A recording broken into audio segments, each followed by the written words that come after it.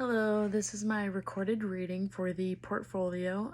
This is for the portfolio submission and also the discussion and then further things that I need to put in there. So the submission that I did was a creative nonfiction, and I chose this because I feel like I can get more connected with the creative nonfiction than I would have if I did like a short story, or if I would have done like poetry or anything like that. So I did a creative nonfiction called Peck is Home, and I will start that. So growing up, my family, unfortunately, we had to move quite a bit. And I went from place to place like it was a normal thing that everyone did. It all started out in Croswell. I was just a baby when we first moved there. My mom and dad got a small 2-bedroom apartment. My older sister Kay and I shared one room, while my 2 older brothers shared a room for themselves. And my mom and my dad slept in the living room, and they had to sleep in like the front room. But at the time, that's all they could afford, since my dad was in quite a bit of debt and my mom was raising all of us while working at the pickle factory. It definitely wasn't an easy time for my parents, but they were doing the best that they could.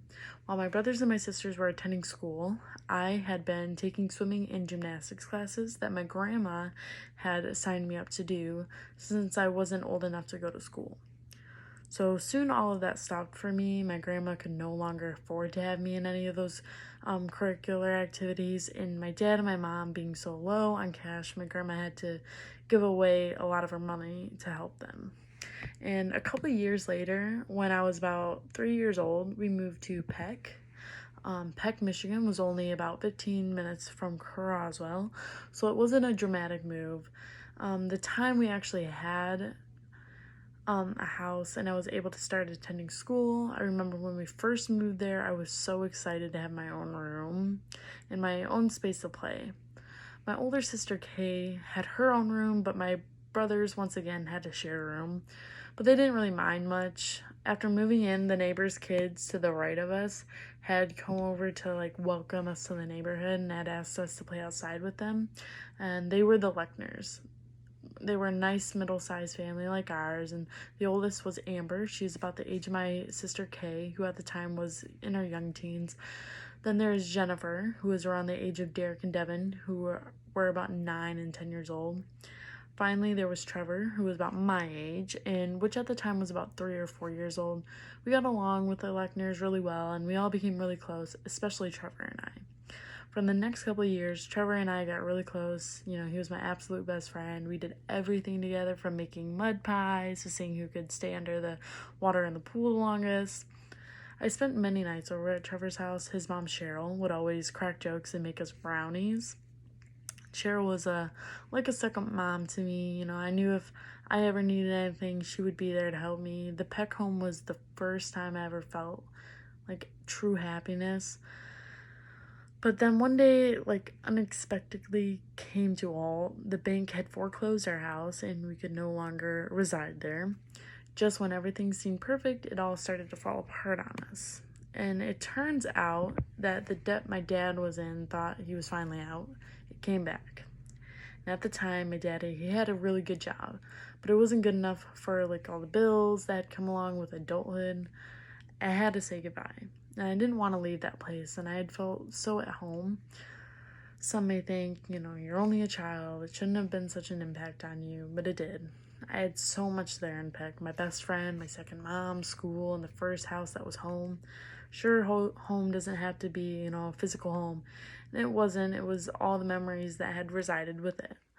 We then moved to the outskirts of Yale, where my dad had originally grown up, and we rented the farmhouse from the Liebler family down the street, and they had 2 older sons named Kane and Eric Jr., who were my brother's age, and one girl, Abby, who was a couple of years younger than me. You know, sure, they were a nice family, but it wasn't the same. Eventually, the Leckners had ended up moving not too far from us, so I was happy and I could have a piece of home, what it felt like again. And I had gone and stayed over at the Lechner's a lot. I'd stayed there for almost a whole summer before returning back to the farmhouse. There was something about Trevor's family that had made me feel how I felt like in Peck, and I never wanted to lose that feeling, but once again, that feeling had gone. We had to leave the farmhouse and move right into Yale, and after the move, I hardly got to see Trevor and his family. Trevor would come over and once in a while, but eventually kind of just stopped. Once again, that feeling of home crept its way out, and I was back to this emptiness within me. Over the next 4 years, things just seemed to get worse, and my mom ended up leaving my dad, which my brothers and sisters had left too, and I stayed. My dad needed me, and my mom knew that, so I had to be the one to stay. I had wondered where home had gone. Why couldn't that feeling travel to each house I had moved to after Peck? As if things couldn't get worse, one of the hardest things I had ever go through happened. My second mother, Cheryl, had passed away unexpectedly, and it was like the world hated me and my family. Never really understood why all this stuff had to happen. I tried to be there for Trevor, but he fell into a depression and was pushing everyone close to him away. And finally, this past year, with COVID hitting, I was able to reconnect with Trevor and his sisters, and I felt at home sensation that I'd missed. And it all goes back to Peck, where I first had met them. If my family wouldn't have gone through the hardships that it did, I most likely wouldn't have ended up in Peck, which means I probably wouldn't have met the family that made Peck home. And no matter where I move to, I will always see Peck and the Lechners as my real home, and nothing can take that away. With that being said, for the 500-word discussion, basically, I took a lot of time preparing the portfolio submission. And from the previous assignment that I did, which was called More to Life, I had put more connection into it and feeling into it than I did in that other assignment. I felt like I had it more organized and prepared a lot more better than I did. And in the submission for the portfolio, I not only talk about like a past experience, but it is in like a timeline. One experience led to another, and I tried to pull the emotion into the piece so that the readers can feel the same emotion as I felt in those moments. And my biggest goal for the submission was to create a heartfelt story on an experience that I know many will relate to. And to make sure I wasn't getting ahead of myself on the piece that I was writing, I didn't want to do the wrong form. So I went to page 196 in my textbook to keep myself organized with my creative nonfiction. I didn't want it to be corny and to the point like essays we had to write in junior high and high school.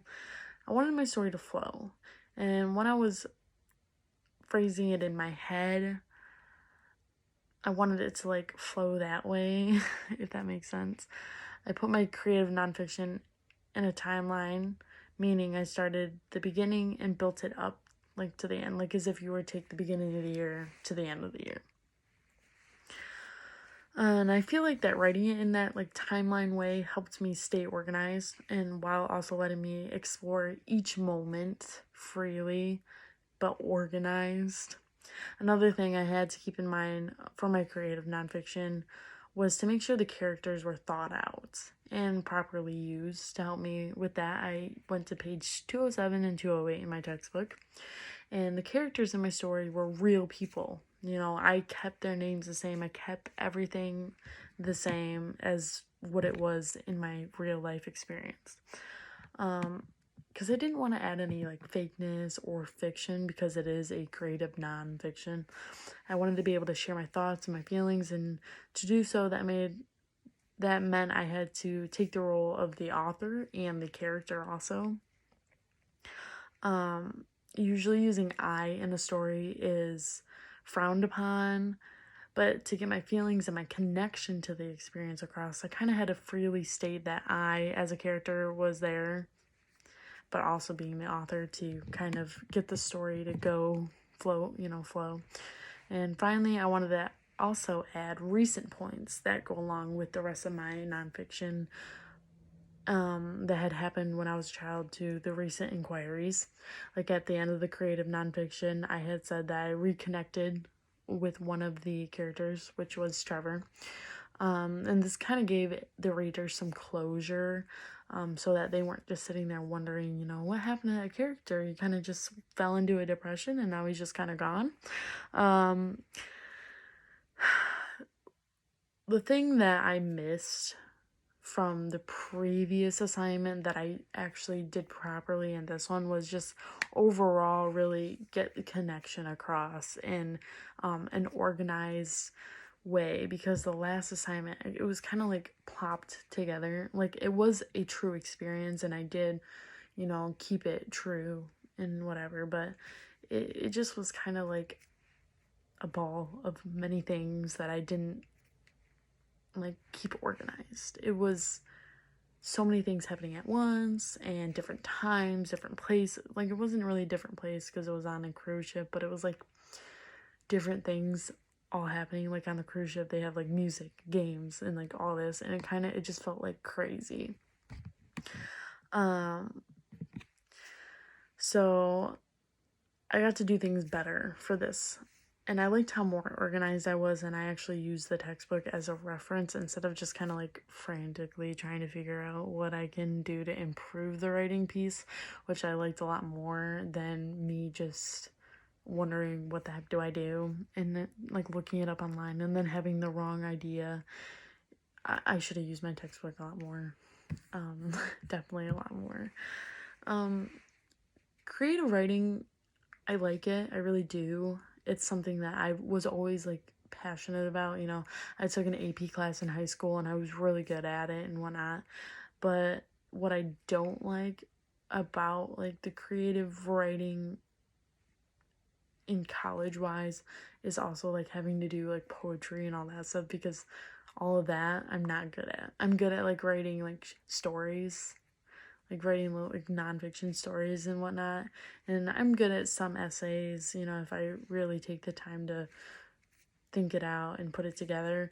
But other than that, like everything else I kind of just like what like journal wise, like any like journal stories that you have to do, or like kind of like a book of like experiences but in like months or certain days. Like it's hard for me to correlate that and make it organized because I kind of just jumble it together. Poetry is kind of hard for me. I'm not good at flowing with that or like making words sound good with other words. I just do it all wrong. Overall, like creative writing I do like. I like doing the stories, and the essays. Outside of that, if I wasn't to do like go into creative writing as a career or anything, I'm more in the field of music. That's why I'm doing the arts transfer degree associates thing. Why I'm doing arts in general is because of music. I've always been into music. I can read music, I can sing it, I really like music, and if I wanted that to be my profession, I definitely would. Like I would want to be like a music teacher for maybe elementary kids or junior high or whatever. But music is probably where it's at, more than creative writing. But overall, I really liked creative writing and I enjoyed this class. Thank you.